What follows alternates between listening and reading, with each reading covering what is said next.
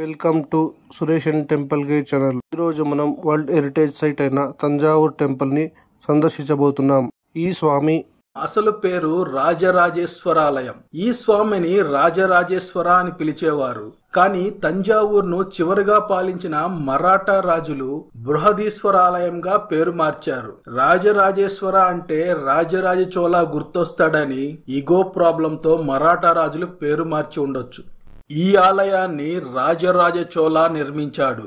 ఈ ఆలయాన్ని డిజైన్ చేసింది కుంజర మల్లన్ రాజరాజ పెరుంతాచన్.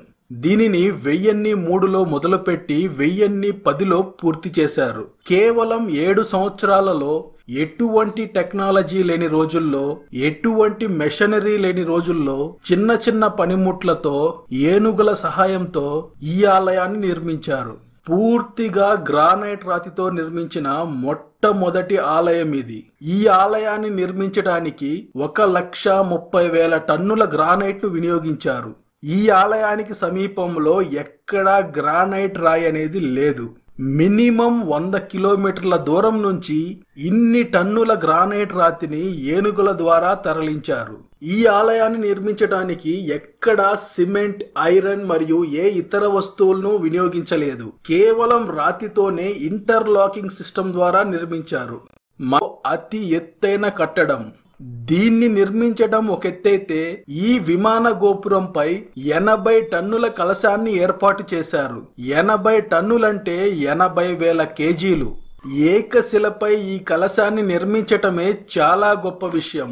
అలాంటిది ఇంత బరువైన కలశాన్ని 216 అడుగుల ఎత్తులో ఉన్న విమానంపై పెట్టడం అంతకంటే గొప్ప విషయం.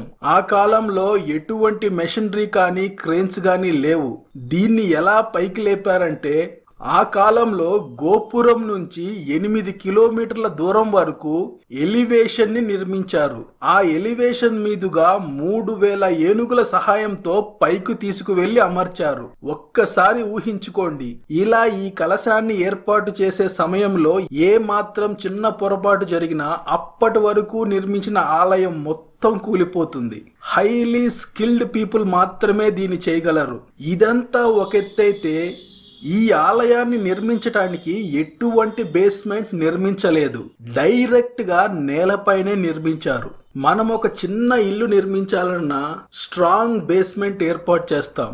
కానీ ఈ ఆలయాన్ని ఎటువంటి బేస్మెంట్ లేకుండా నేలపైనే నిర్మించారు.